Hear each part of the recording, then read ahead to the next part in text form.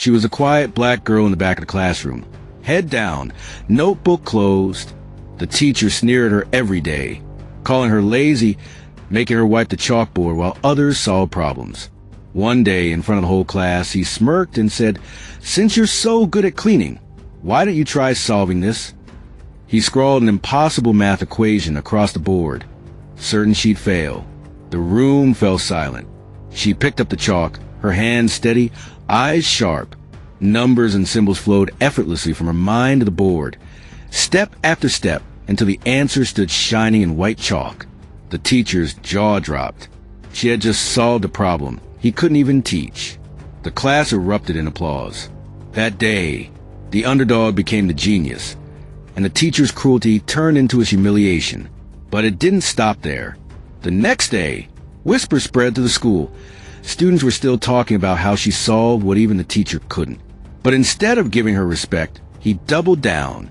He called her to the front again, smirking, this time with an even harder equation. The class leaned in, waiting for her to fail. But she didn't hesitate. Her chalk moved like lightning, every line flawless, every step undeniable. When she placed the final answer, a hush fell. This time, it wasn't just the students watching. The principal had walked in. He looked at the board, then at the teacher, and said, "Did you even know how to solve this?" The teacher's face burned red. The girl had not only outshined him, she had exposed him. The classroom buzzed, but the teacher's pride couldn't let go. He barked, "Enough!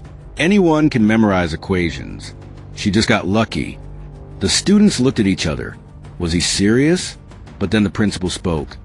"If it was luck, then why don't you solve the next one?" He pointed to the same problem she had answered with ease. The teacher froze, sweat dripping down his forehead. He stammered, erased, restarted, and failed. The students gasped. The quiet girl stepped forward, politely corrected his mistakes, and solved it again, faster this time. The room erupted, not in laughter at him, but in respect for her. The balance of power had shifted. Word spread beyond the classroom. Fast. That night, the principal called her parents, his voice filled with awe. "Do you know your daughter just solved equations that stump seasoned mathematicians?" Her mother's eyes filled with tears. The next day, the girl walked into school to find a crowd waiting. Reporters, university scouts, even board members.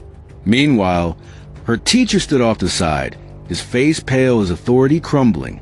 One of the professors stepped forward, handed her a letter, and said, "This is an invitation. Full scholarship, early admission, anywhere you choose." The class gasped as the teacher dropped his chalk in shock.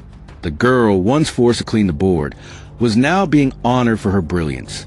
But the teacher wasn't done. He stormed into the principal's office after school, slamming the door.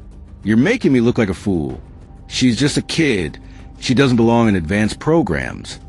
But the principal folded his arms and said, "No, you're the fool for underestimating her. From now on, she'll be enrolled in the gifted track." The teacher's voice cracked with rage. "Over my dead body." But just then, he realized he wasn't alone. The girl and her parents stood right behind him, hearing every word. Her mother stepped forward, her voice trembling but firm. "All this time, you made her clean boards when she should have been solving them. You don't deserve to teach her." The teacher froze, his power slipping through his hands like chalk dust. The tension was thick. The teacher's face burned red as he shouted, "You'll regret this. She's nothing without MY class." But the principal shook his head. "No, she's already proven she doesn't need you." The girl's father stepped forward, his voice calm but firm. "You tried to keep her small because her light scared you." The teacher scoffed, but before he could speak, the principal dropped a bombshell. "The school board has been notified. They're opening an investigation into your behavior." For the first time, fear flickered in his eyes. Meanwhile, the girl stood tall, her voice clear for the first time. "You forced me to clean the board, but now the world will see what I can write on it." The underdog was no longer silent. Days later, the investigation began. Students lined up outside the office, each with stories, how he mocked them, dismissed their questions, and belittled her for months. The truth spread like wildfire, and soon parents demanded answers. The teacher tried to act confident, but his voice shook when asked to explain why he made one student clean chalkboards instead of learn. Meanwhile, the girl was invited to a district-wide math competition. Cameras flashed as she walked on stage, no longer the silent kid in the back, but the face of brilliance the school had tried to ignore. And as she solved problem after problem, the crowd rose to its feet. The teacher, watching from a distance, realized a nightmare. He was no longer the authority. She was. Finally, the day of the school board hearing arrived. Parents, students, and reporters packed the room. The teacher sat stiffly at the front, still clinging to pride. But when witness after witness testified, his mask shattered. Then she walked in. The girl he once forced to clean chalk dust stood tall, holding her scholarship letter in her hand.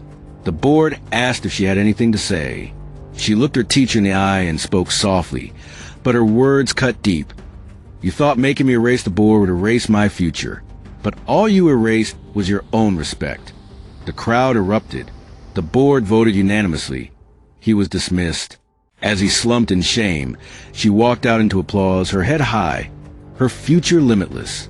Because when you try to bury brilliance, it doesn't die. It grows roots, rises higher, and shines brighter than ever. Hit that like button. Subscribe for more stories that matter. And let's keep the conversation going.